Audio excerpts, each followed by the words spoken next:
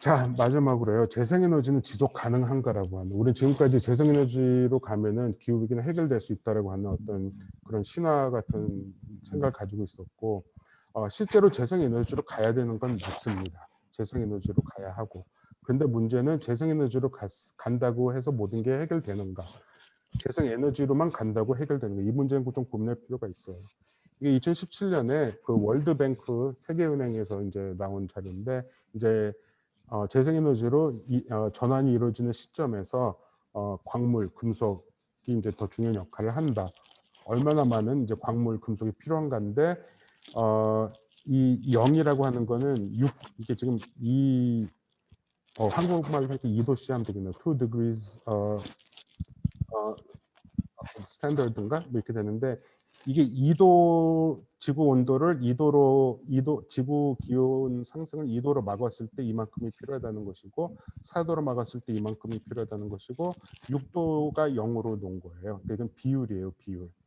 그러면은 그러니까 지금이 만약에 뭐 이 수준이다라고 하면은 지금 2배 이상 2도로 하려 그 2도로 막으려고 하면은 이만큼의 이 광물들이 더 필요한 거예요. 여기 같은 경우 이제 태양광 패널이 이제 필요한 광물들이고, 여기 같은 경우에는 이제 풍력 터빈에 이제 필요한 물질들이고, 여기에는 이제 ESS 그 배터리에 필요한 것들인데, 이렇게 많은 이제 광물들을 필요로 한다는 거죠. 광물들이 필요로 한다는 것은 그만큼 채굴이 이루어져야 된다는 것이기도 합니다.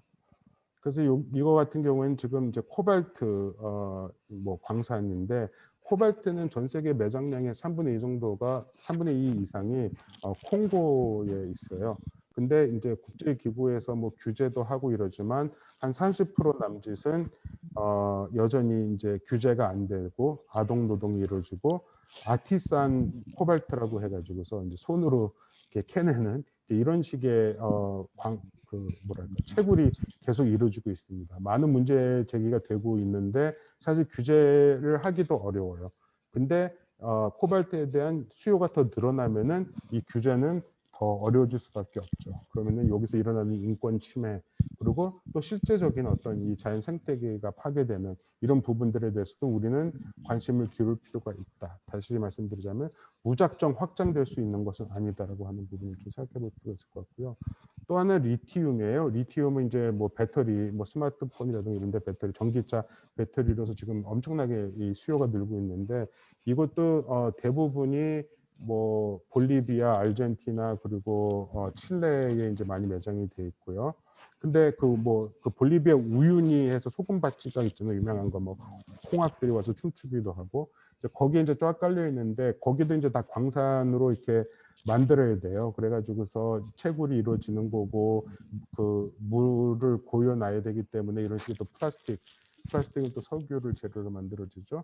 이런 식의 이 재료들이 필요하고, 재생에너지로 가야 되지만 이런 식으로 무작정 가는 것이 지속 가능한가, 다시 말씀드리지만 이런 부분에 대해서 우리는 고민을 안 하고 있었는데 이 부분도 우리는 고민을 해야 된다는 그런 얘기를 드리고 있습니다.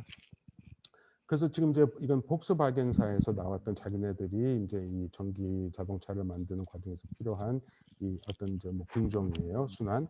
그래서 이제 이런 지역들에서 재료들을 갖고 와서 이런 데서 공정을 한다라는 건데, 보시면 아시겠지만 이게 뭐 석유는 이제 이런 지역에 많이 있었겠죠. 여기도 있지만, 그러니까 이 원료 생산지는 따로 있고, 또 이제 이거 생산하고 또 향유하는 데는 또 따로 있는 이런 또 국제적인 어떤 불평등을 끊임없이 이제 낳을 수밖에 없는 이런 구조로 갈 수밖에 없어요. 실제로 2019년 말에 이제 볼리비아 모랄레스가 쿠데타로 망명을 하게 됐어요. 망명을 하게 됐는데, 볼리비아가 어마어마하게 지금 세계에서 제일 많은 매장량을 갖고 있는 것으로 좀 추정이 되는데, 이 나라는 아시는 분들 아시겠지만 뭐 이제 좀 이제 사회주의를 지향하면서 민영 기업들의 투자라든가 이 리튬 그 채굴을 금지하고 있어요. 그래서 이제 모랄레스가 이제 망명을 하면서 이 미국이 이 쿠데타를 배후에서 지휘했다라고 하는 이런 의문을 제기했었고, 근데 이제 또 재밌는 게 일론 머스크가 테슬라의 뭐 창업주죠.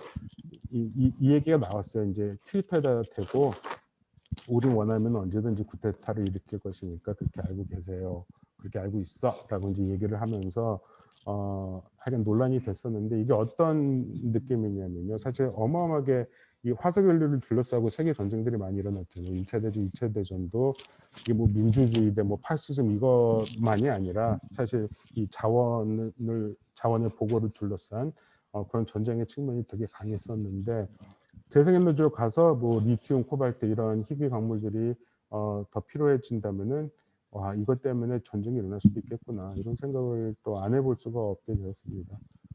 다시 말씀드리지만 재생에너지가 그 자체로 지속 가능한가 이런 거에 대한 우리의 성찰. 이거 지금 한국에서 지금 뭐 태양광 뭐 풍력 단지를 만들기 위해서 뭐 몇 가지 사례입니다. 이렇게만 만들어지고 있지는 않고요. 하지만 지금 어마어마하게 많은 살림들이 지금 이런 식으로 되어지고 있는 거죠. 그리고 이제 태양광 하시는 분들은 한국은 너무 규제가 심하다. 뭐 더 쉽게 할 수 있게 이제 바꿀 수 있도록 요구를 하고 있고 한국이 땅도 좁고 이래가지고서 사실 되게 어려움이 많아요. 재생에너지로 가는 거가. 근데 이제 이렇게 생각해 볼 수가 있는데 이런 상황이면은 이런 상황이기 때문에 그래서 우리가 뭐 산으로도 올라가야 되고 생태계를 파괴하면서 해야 된다라고 얘기할 수도 있고 또 한편에서는 이렇기 때문에 우리가 재생에너지로 가더라도 우리가 좀 에너지 생산 소비를 좀 최소화하면서 최대한 생태에 대한 우리의 발자국을 좀 줄일 수 있는 방향으로 해야 할 수 있다. 이런 식의 좀 관점이 있는데 지금 한국 같은 경우에는 무조건 성장 기조로 가고 있기 때문에 사실 어떤 자연 생태주의의 관점은 지금 전혀 없는 거예요. 지금 국회의원이 되신 한 의원은 그 전에 뭐 이렇게 눈을 둘러 돌아보면 산마다 풍력 발전기가 꽂혀 있는 뭐 이런 거를 이제 상상하면서 그런 게 필요하다고 말씀하셨는데 사실 그런 관점에서 지금 이 그린 뉴딜 탄소 중립 정책이 추진이 되고 있는 거거든요. 이런 부분에 대해서는 그럼 누가 고민을 해야 되고 이런 부분은 어떻게 정부 정책에 들어가야 될 것인가 고민할 필요가 있을 것 같아요.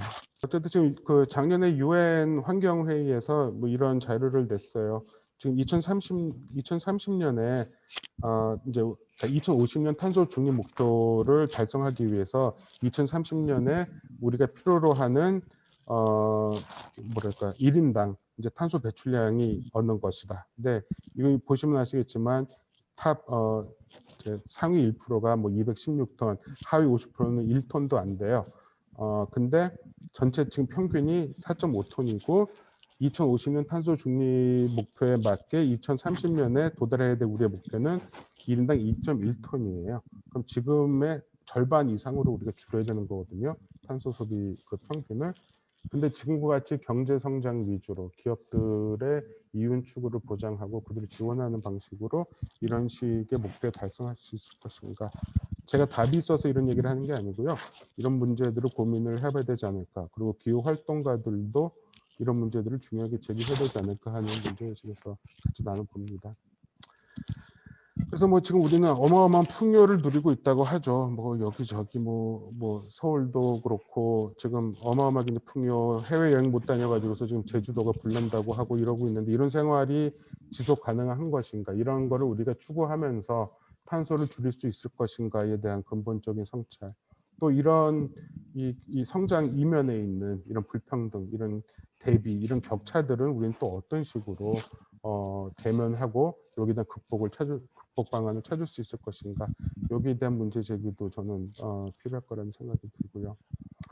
그래서 이제 정리를 하려고 하는데 이게 2019년도에 이제 이 세계 과학자들이 기후학자, 뭐 지질학자 등등 해서 이제 10,000명 이상이 사인을 했어요. 서명을 했었던 이 기후 위기에 대한 세계 과학자들의 경고라고 하는 제목인데 여기서 이런 부분이 나옵니다. 생명 시스템의 장기적 지속 가능성을 위해서는 경제 성장으로 인한 자원의 과도한 채굴 생태계의 과잉 착취를 신속히 줄여야 한다. 우리에게 필요한 탄소 중립 경제는 생물 생태계에 대한 우리의 의존을 명확히 해야 하며 경제 정책도 이런 원칙에 따라 수립되어야 한다. 우리의 목표는 GDP 성장과 부의 추구에서 생태계의 보존과 인간의 웰비잉을 개선하는 것으로 바뀌어야 한다. 이는 인간의 기초적 필요와 불평등 감소를 우선시하는 정책을 통해 가능하다라는 사실 이런 문제의식을 가진 분들 많아요. 여기 계신 분들 중에서도 공감을 많이 하고 계실 텐데 문제는 이런 문제의식과 지금 현재 진행되고 있는 이 주류 무슨 기후위기 대응의 어떤 문제의식 사이에는 이 간극이 꽤 큰 거죠. 정부에서 하는 것은 또 말할 것도 없고요. 그리고 이제 실제로 이런 문제의식을 가지고 정책이 집행되고 있는 데가 있어요. 뭐 파리 15분 도시 여러분들 들어보신 분들도 많으실 거예요.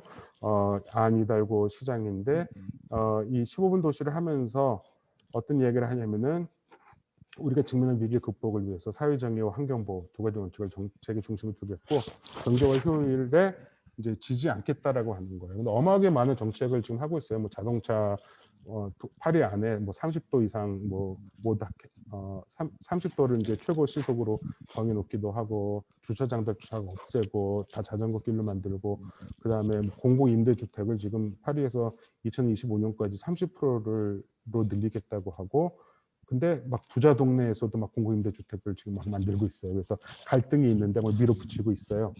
근데 이런 식의 이제 이 실험이 이제 또 소중하기도 하지만 사실 우리는 보면서 부러워하는데 이걸 우리 운동으로 만들어내지는 못해요. 우리 운동 욕구로 이런 걸 우리는 어떻게 할 것인가에 대해서 좀 고민이 필요하지 않을까 그런 생각을 하고요. 마지막으로 이제 그레타 툰베리가 그 지난 12월 15일이 파리 교육협약 이제 5주년이었는데 이때 그 미래를 위한 금요일에서 이제 캠페인을 벌였었죠. 1.5도를 위해 싸우자라고 하는. 근데 여기서 뭐 항상 하던 얘기예요. 뭐 그레타 툰베리만이 아니라 뭐 멸종 반란, 뭐 미국의 선라이즈 무브먼트, 미래를 위한 금요일 다 하던 얘기인데 이 체제 변화에 대한 거예요. 신속하고 근본적인 체제 변화가 필요하다는 것은 명백합니다. 사람과 지구를 보호하는 체제가 자리 잡기 전까지는 가장 부유한 이들을 뺀 모든 사람이 증대된 불확실성과 빈곤에 시달릴 수밖에 없습니다. 전환은 빨라야 할 뿐만 아니라 공평해야 하고 소수가 아닌 다수를 위한 것이어야 합니다. 우리는 이전으로 들어갈 수 없습니다. 이전 상황이 이미 위기였기 때문입니다. 불평등, 자연 파괴, 그리고 기회위기, 그걸 알지 못했던 이들은 특권의 기회를 느끼지 못했을 뿐입니다. 지금의 체제는 잘못 돌아가고 있는 것이 아니라 본디 부정의하게끔 만들어진 것이었습니다. 이러면서 뭔가 근본적인 변화가 필요하다는 얘기인데 사실 이제 그린 뉴딜로 다시 돌아가 보면은 사실 이 경제 위기, 사실 그 위기 인식이라고 하는 게 경제의 문제거든요. 우리 성장이 둔화되고 있고 그러면 우리는 끝장난다 이런 문제의식인데 지금 이제 이 코로나 상황에서 특히 전 세계적으로 퍼지고 있는 문제의식은 코로나도 그렇고 기후위기도 그렇고 어떻게 보면 그 자체가 위기인 측면도 있지만 이 위기들을 통해서 그 이전에 인류가 갖고 있었던 위기가 훨씬 더 극명하게 드러나는 그런 측면으로 이해를 많이 하고 있어요. 그래서 뭔가 이전의 패러다임과 완전히 다른 새로운 어떤 패러다임을 만들어야 되겠다. 이런 요구들, 그런 고민들이 지금 상당히 많은 상황인데 한국에서는 지금 사실 엄청나게 뒤떨어지고 있다는 느낌을 지울 수가 없어요. 우리가 그레타 툰베리 얘기도 많이 하지만 그레타 툰베리가 어떤 얘기를 하는지는 또 잘 몰라요. 그냥 어린 친구가 잘 열심히 하네. 뭐 이제 이 정도 수준이지. 그러니까 좀 우리도 이 패러다임 전환을 위해서 그런 걸 주장하기 위해서 무엇을 어떻게 할 수 있을 것인가에 대한 고민이 필요할 것 같고요. 그러기 위해서는 이제 뭐 성장의 문제에 대해서 우리가 좀 다시 생각을 해봐야 될 것이고 우리가 우선시해야 될 가치가 무엇인지에 대해서도 좀 다시 한번 생각해 볼 필요가 있을 것 같습니다.